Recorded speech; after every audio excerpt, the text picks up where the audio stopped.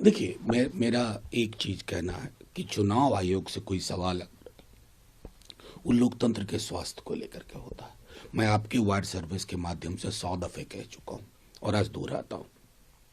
Level playing field is integral to the electoral process in a democracy. क्या वो level playing field बरकरार रहा है? अगर लेवल प्लेइंग फील्ड नहीं है तो चुनाव स्वतंत्र और निष्पक्ष किस प्रकार होंगे? तीसरी बात जो हम सबको ध्यान में रखनी चाहिए कि कोई भी किसी भी पद पर बैठा व्यक्ति एक डेमोक्रेसी में उसको इम्यूनिटी नहीं होनी चाहिए। अकाउंटेबिलिटी के रास्ते में इम्यूनिटी एक बाधा है। अकाउंटेबिलिटी कैसे फिक्स करेंगे आप? मैं तो समझता हूं कोई भी ओहदेदार हो, they should be accountable.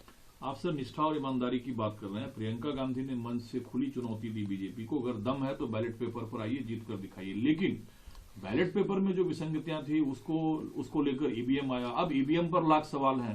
Parliamentary democracy में प्रोसेस क्या हो ये जरूरी है या प्रोसेस नहीं, दोनों चीजें। प्रोसेस ट्रांसपेरेंट हो, शक शुबह की गुंजाइश ना हो। मतलब एक चीज इतनी तो की जा सकती है और ये भी गौर करने की बात है कि दुनिया के जितने जिनको आप कहते हैं बेहतरीन मॉडल है लोकतंत्र का, उनमें से कितनी जगह ईवीएम से चुनाव हो रहा है। इस सवाल में ही सारे सवालों के जवाब छुपे पड़े। दुनिया के हवाले दिए जाते हैं सर, लेकिन जो भारत का वोटर लिस्ट की संख्या उसमें है, क्या ये फिजिबल है कि बैलेट पेपर पर चुनाव हो और वो निष्पक्ष हो जाए? नहीं, यानी कि आप मान रहे हैं कि निष्पक्ष चुनाव बेहद आवश्यक है। अगर चुनाव निष्पक्ष नहीं महसूस किया जा रहा है तो आपको पद्धतियां, प्रणालियां प्रयोग करना पड़ेगा। देखिए, अंततः जनता को, लोगों को ये भरोसा देना जरूरी है कि मैंने ये बटन दबाया, वोट यहां गया, और वो जो प्रक्रिया है, चाहे इलेक्टोरल रोल का हो, मैं दोबारा दोहरा रहा हूं,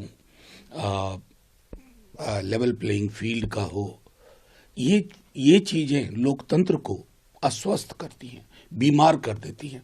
इसका निराकरण आवश्यक है, क्योंकि आर्टिकल 324 में कहीं नहीं लिखा हुआ है कि चुनाव आयोग कस्टोडियन है किसी बैलेट का या किसी मशीन का। वो कस्टोडियन है स्वतंत्र और निष्पक्ष चुनाव का। तो एंड क्या है? मीन्स को बदलिए, एंड सुनिश्चित